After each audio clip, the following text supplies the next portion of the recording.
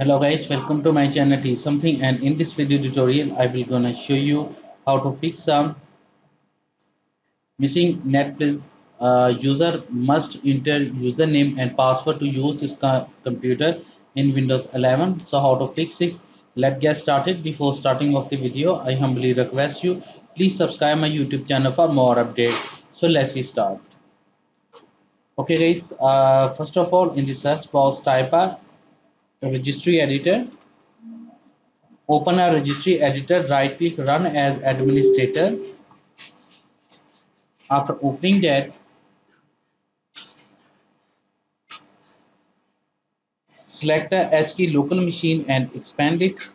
After doing this that, select the software and expand it. After doing this that, find out a Microsoft and expand it. After doing this that, scroll down and find out a Windows NT. Now here is a Windows NT. Select and expand it. After doing this that, select the current version and expand it. After doing this test, go down and find out a passwordless. Now select a passwordless and expand it. After doing this test, select a device. Now after doing this data, now you can see the device passwordless build version. Double click and open it and set a value is 0. After that, click on OK button and close the registry editor.